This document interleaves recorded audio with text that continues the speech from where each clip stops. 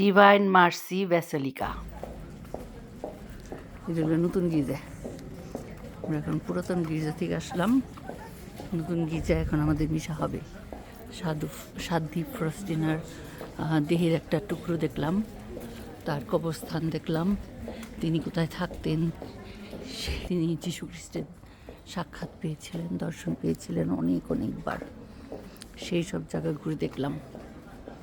আর এখন যাব আমাদের মিশায় বড় নতুন গির্জাতে।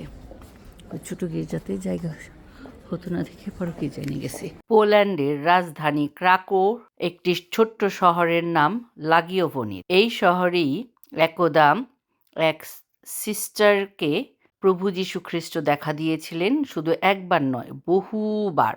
আর তাকে তিনি এমন একটি ইমেজ দেখিয়েছিলেন যে সেই ইমেজটিকে তিনি সাধ্বী ফ্রস্টিনাকে চিত্রায়িত করতে বলেছিলেন, এবং সেই ইমেজটি তিনি প্রথমে ফস্টিনার চ্যাপেলে এবং পরে পুরো বিশ্বে ছড়িয়ে দিতে বলেছিলেন। ফ্রস্টিনার মৃত্যুর পর সেই ইমেজটি সত্যি পুরো বিশ্বে ছড়িয়ে পড়েছিল। লাখো লাখো তীর্থযাত্রীরা সাধ্বী ফ্রস্টিনার কবরস্থানে এসেছেন এই খানটিতে। আজ আমরাও এসেছি। পাহাড়ের চূড়ার উপরে এই যে কি সুন্দর দেখতে এই ব্যাসিলিকাটি আপনারা দেখছেন। এই ব্যাসিলিকাটি হচ্ছে সাধ্বী ফ্রস্টিনার নিউ ব্যাসিলিকা, ডিভাইন মার্সির নিউ ব্যাসিলিকা। কারণ ওই পুরনো চ্যাপেলটি ছোট, সেই চ্যাপেলটিতে জায়গা হতো না বলেই পরবর্তীকালে এই নতুন ব্যাসিলিকা নির্মাণ করা হয়েছে। আর এই ব্যাসিলিকাটি খুব একটা পুরানো নয়। 1999 সাল থেকে 2002 সালের মধ্যে এই ব্যাসিলিকাটি নির্মাণ করা হয়েছে।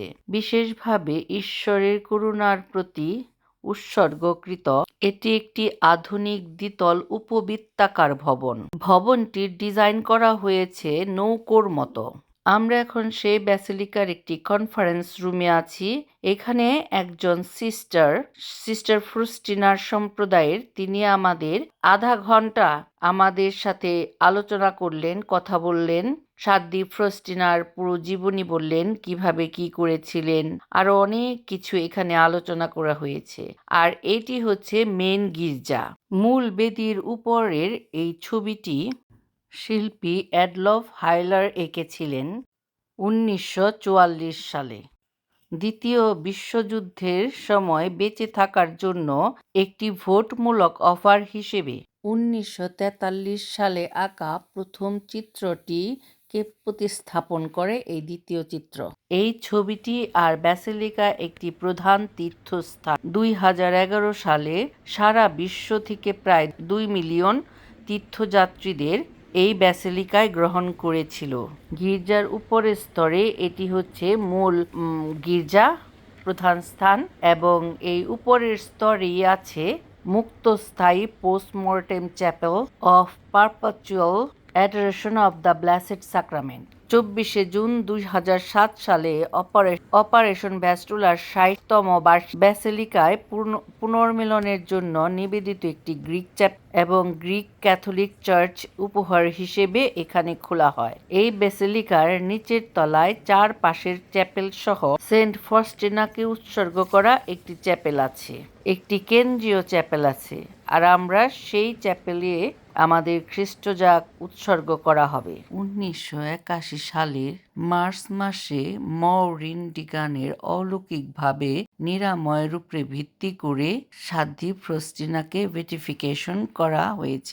আবার বাল্টিমোরের একজন পুরোহিত রোনাল্ড পাইটলের আশ্চর্য বা অলৌকিক ঘটনাকে কেন্দ্র করে সাধ্বী ফ্রস্টিনাকে ক্যানোনাইজেশন করা হয়েছে। এই দুটি ঘটনা অনেক বড়, আমি এখানে বলতে পারবো না, পরবর্তীতে কোনো এক সময়ে পুরো ঘটনা দুটি বলবো।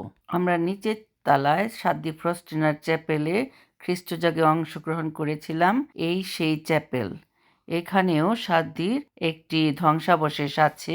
এখানে যে মেন আলতারটা দেখতে পাচ্ছেন, ফাদার যেখানে খ্রিস্টজাগ উৎসর্গ করছেন, সেখানেই এই যে ধ্বংসাবশেষটি আছে, সাধ্বী ফ্রস্টিনার একটি হাড়ের টুকরো। আর এই ছবিটি ঐশ্বকরুণা রাধার।